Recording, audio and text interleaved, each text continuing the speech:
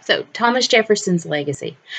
Thomas Jefferson wrote the epitaph for his gravestone himself, and it simply says, "Here was buried Thomas Jefferson, author of the Declaration of the American Independence, of the Virginia Statute for Religious Freedoms, and father of the University of Virginia." But we know that Jefferson was so much more, that he did so much more. So he was clearly humble for not listing some of his other major achievements, like being president and inventor, helping to purchase the Louisiana Purchase, just to name a few. Jefferson felt as though writing a constitution was one of the greatest achievements that anyone could do. And it said that he was very disappointed when he could not be in Virginia to help write the Constitution while he was attending that Second Continental Congress, representing Virginia.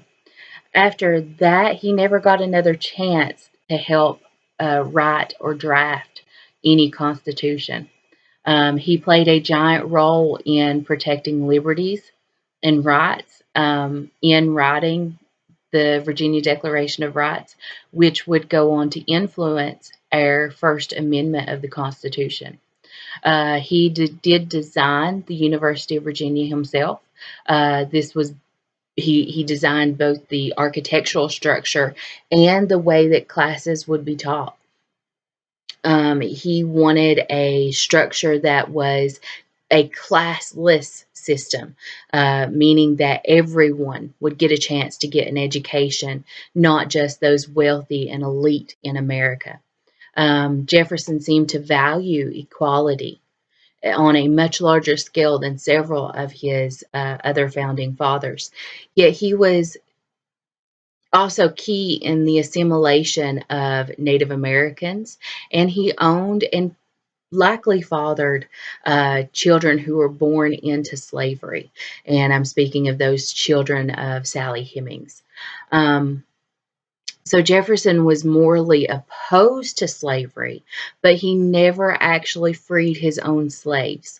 Even after he died, like several of his fellow founding fathers freed their slaves.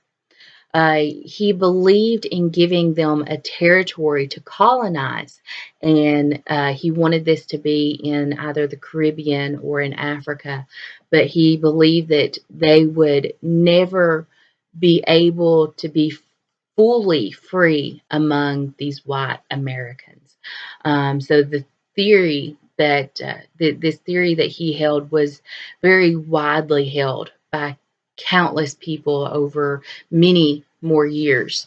But then Jefferson kind of turns around, and for Native Americans, he says that they were equals to the Europeans. Many individuals at the time feared them or thought that they were inferior, but Jefferson argued the exact opposite, that they were equal, that their writing system, for instance, that it was a difference in their culture, but not in their lack of intelligence. And he was very adamant that Native Americans could be converted to Christianity and that they should be taught these Anglo American customs and assimilated into our civilized society. Jefferson was key in the Louisiana Purchase. And once we got that territory, he was very eager to explore it.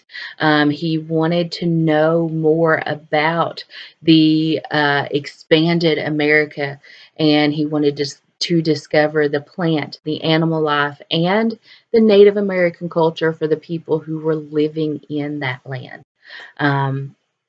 That now existed within the borders of America. Jefferson will always be known for putting the American creed into words on paper, the principles of a self government and freedom. Yet, many generations later, those very words, "all men are created equal," kind of turned against his personal principles, and he was called hypocritical. Many struggle with this idea. I often argue myself that he treated them very different than what we know as slave owners. After he lost his wife, he would have the slaves would have been a constant in his life, and likely some of the biggest human interaction that he had for a few days at a time. Um, and it's in these conflicts that engage us and help us to investigate and to theorize that what happened beyond those words on in the laws and the declarations and in the letters that he wrote.